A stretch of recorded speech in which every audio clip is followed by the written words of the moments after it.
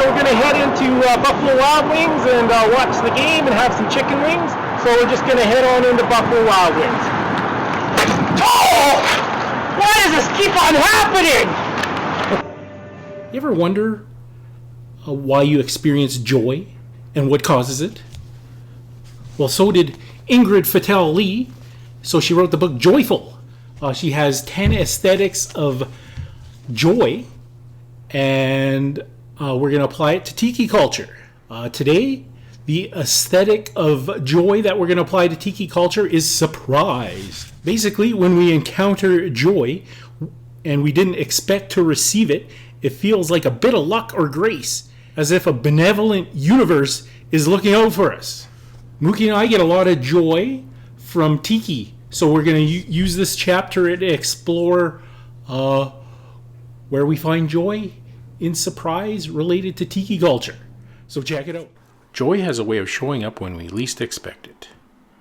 As we move through the stream of daily life, tiny moments can capture our attention and turn our thoughts in a joyful direction. If the event was particularly jarring, there may also be an activation of the sympathetic nervous system, which enables the fight or flight response. These physiological changes focus our attention and heighten arousal, preparing us to react in case of sudden danger. But not all surprises are threats. Often they signal opportunity, and the increased alertness and arousal of the surprise response can also prepare us to take advantage of joys that come from out of the blue. While these moments of joy might seem fleeting, they can have lasting effects because they help to promote upward spirals of positive emotions. Joyful surprises bring our attention away from ourselves and back out to the world, prompting us to approach and engage. They incite curiosity, spur exploration, and increase the chance we'll interact with others in ways that keep the positive vibes flowing. Surprise also intensifies our emotions. It acts like a magnifying glass for joy. Tiki culture, the aesthetic of surprise, is everywhere. This is the Tonga Hut, located in Palm Springs, California, which is the sister tiki bar to the original Tonga Hut in Hollywood, California. What could be a better surprise than a secret entrance to a hidden room? Well, I'll tell you, a secret entrance to a hidden tiki room. That's one of the highlights of Tonga Hut Palm Springs, a desert offshoot of the North Hollywood Tiki Bar. In the hallway between the hidden dining room and the kitchen, you might notice an old-fashioned telephone booth. Push against the wall and you'll find yourself seemingly transported to another place in time. And that basically is the essence of tiki. It's pure fantasy and escapism. The whole tiki culture is based on escapism. So once you push against the wall, there's another false wall next to the phone booth that can let more people in. It's like the tiki equivalent of Harry Potter's platform 9 3/4. While the lounge and bar area have a more sleek mid-century modern feel, this is where you really get the sense of tiki's tropical escapism.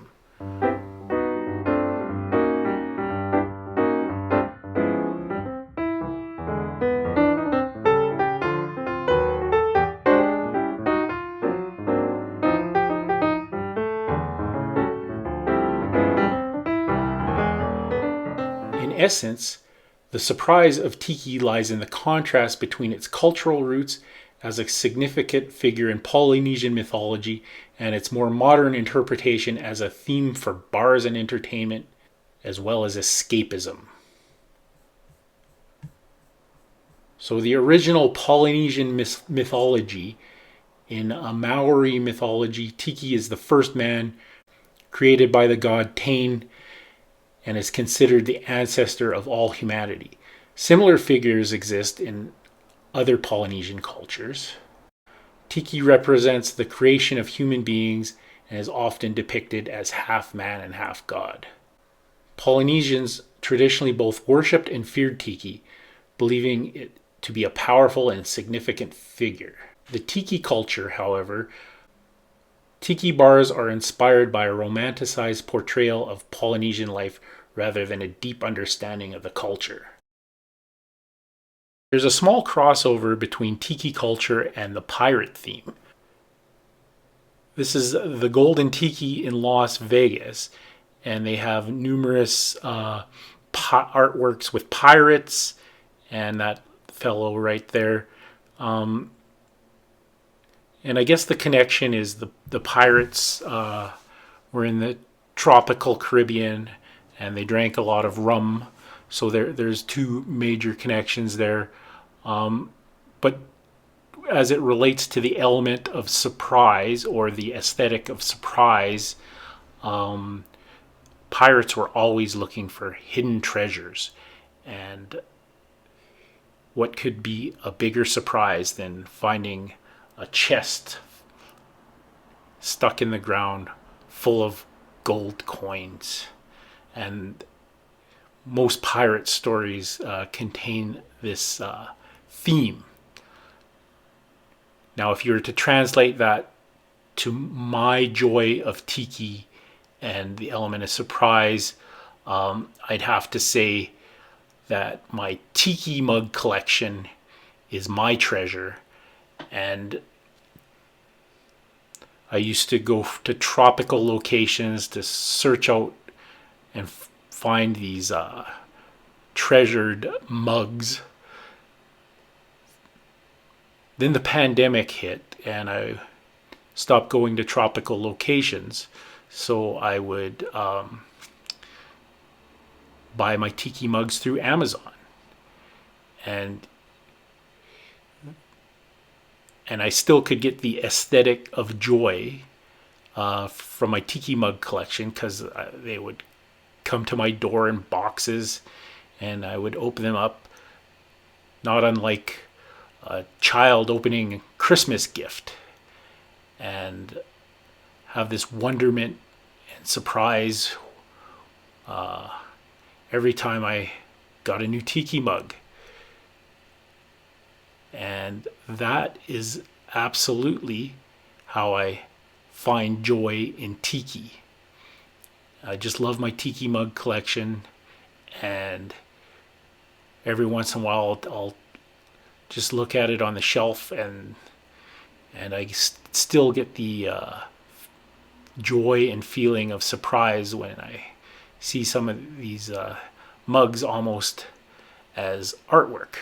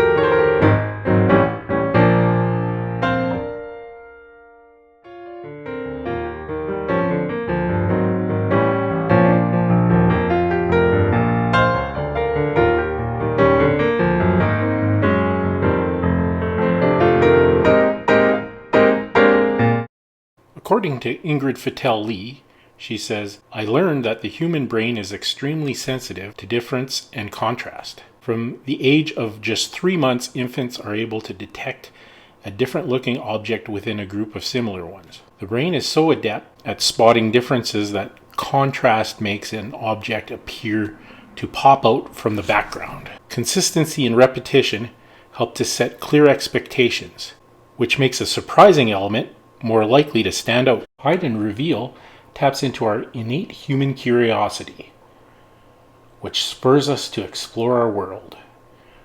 When we see windows, we peek into them. When we come to doors, we open them. We find containers and look inside them. Surely we must descend from inquisitive ancestors for whom the impulse to look around under, and into things meant a better chance at a good meal.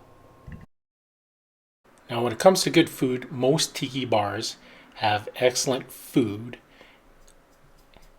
and amazing, shall we say, perceived exotic dishes. One popular thing to get in a tiki bar is the Pu Platter. And the item on the Pu Platter that offers the absolute most surprise is crab Rangoon. So basically it's cream cheese and crab in a wonton wrapper. So it looks like you're just having a fried wonton and you bite in and get this wonderful surprise of creaminess and crab. One of the oldest recipes include the wonton wrapper, cream cheese, garlic powder, A1 steak sauce, and crab. The origin, or at least the tiki bar that made crab Rangoon famous, was Trader Vic's, and it was started by Vic Bergeron. Trader Vic's started as Hinky Dinks, a food and beer joint in Oakland, California that opened in 1934. He was influenced by a rival by Don Beach, who originated tiki culture restaurants that grew in the 1940s thanks to World War II veterans. He then rebranded in 1937 to Trader Vic's with the motif they are known for today. The lure of tiki culture stemmed from the tropic vibes of Polynesia and the American perception of the tropical islands and locations. They were an idealized version of island life that focused on leisure and things we still associate with today. Pineapples, Easter Island heads, sandy beaches, palm trees, and colorful flowers. Which all, by the way, reveal feelings of surprise and wonderment when I see them.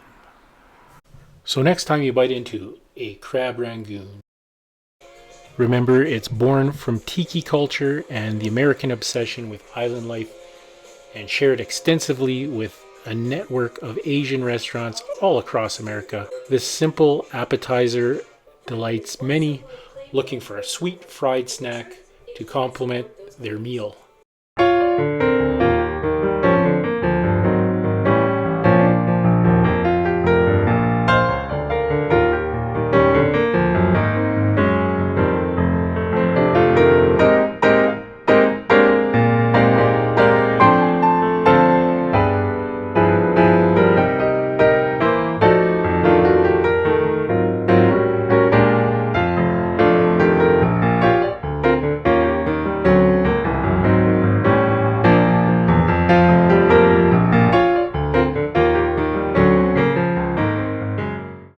When we pursue a path in life that contradicts others' expectations, whether it's our choice in career or partner, or even just how we wear our hair, we find ourselves outside the comfortable norm.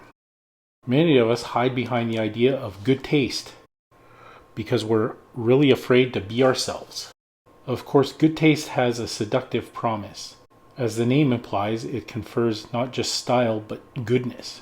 It suggests we can go to the store to purchase a chair, a dress, and artwork, and if we choose right, we might enjoy a healthy dose of approval and belonging as well.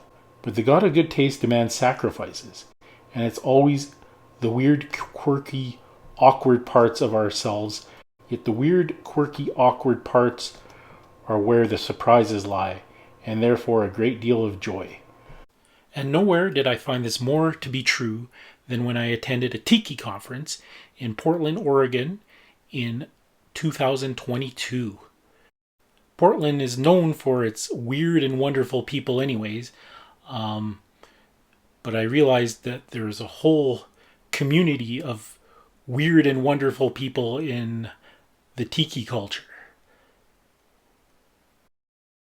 I used to refer to Hawaiian shirts as just loud shirts, but they really do symbolize the escapism of the Tiki culture and the aesthetic of surprise. I used to tell people wearing Hawaiian shirts, I'd say, speak up, I can't hear you, your shirt's too loud. But the people I met at this Tiki conference truly exemplify the aesthetic of surprise through their wardrobe. And they basically wear what makes them happy and brings them joy. And what people outside of their community think is good taste or looks good to wear really doesn't play a factor in them choosing their wardrobe. And that is another reason why I find joy in Tiki. Nowadays I love wearing my Hawaiian shirts, and it brings me true joy. Sometimes I go into my closet and pull out a Hawaiian shirt to wear, and I look at myself in the mirror and I'm just surprised that the colors and patterns just bring out a happy, joyful emotion, yet not conforming to what others would say would be good taste.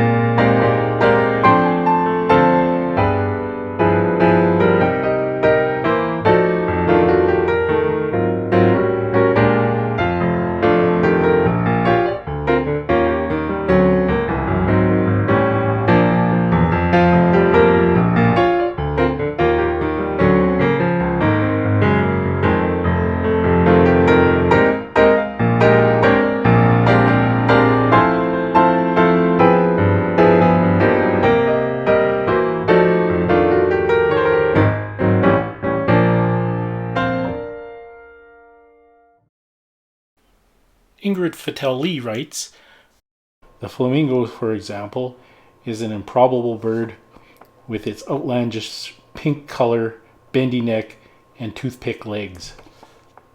While many birds are endearing, the Quirky flamingo is the only one to have been mass-produced in plastic and scattered across thousands of suburban front lawns. While good taste wants things to be simple and normal, joy thrives out on the edges of the bell curve.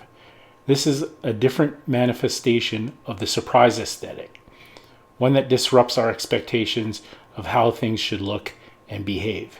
I wonder what it might mean to add more of an offbeat spirit to our lives. Something a little weird, something that surprises, we call that an unexpected welcome. It is a bit of a surprise, but it's a welcome surprise. The unexpected welcome is a contradiction, a tension that pulls the mind in opposite directions, between the strange and familiar. Pure strangeness can be alienating on its own, but weird becomes wonderful when it is tethered to an element we recognize. The flamingo delights us because, for all its peculiarity, it is still a bird with two wings, a beak, and feathers. Similarly, we measure things in our surroundings against the yardstick of our own bodies. So giant lamps or miniature cupcakes transform our sense of ourselves, making us feel like Alice at the bottom of the rabbit hole, or Gulliver among the Lilliputians, by nesting his wild ideas in a mantle of familiarity. Of course, objects don't need to be as wild as those of Wanderer's imagination. Slight asymmetries or small adjustments to proportion, like those common in handcrafted objects, can create a gentle quirkiness that makes a surprise aesthetic more accessible for every day. When we're stressed or anxious, we become less tolerant of ambiguity, which in turn makes us more likely to reject things that are strange, offbeat, or new. But in a state of joy, our mindset becomes more fluid and more accepting of difference. The surprise aesthetic can be a tool for cultivating a more emotionally sustainable relationship with our things. When the objects in our lives continue to surprise us, we don't want to trade them for new ones. we rediscover their joy again and again, and we fall a bit more in love each time. By restoring a sense of whimsy and unpredictability to our surroundings, small bursts of surprise also change our relationship to the world as a whole. Surprise destables us a little, just enough to introduce a new idea or a different perspective. It brings back a bit of that childlike freshness by snapping us out of our habitual thought patterns. A small surprise can reset our joy meters and allow us to see with new eyes. Thanks for watching another edition of Chappie's Tiki Bar. I'm Chappie, and this is Mookie. Make sure you hit that notification bell. We got a new episode every Friday. This is Mookie, and I'm Chappie, and we're saying life is hard. That's just the way it goes, but sometimes it goes the other way. See you next time on Chappie's Tiki Bar.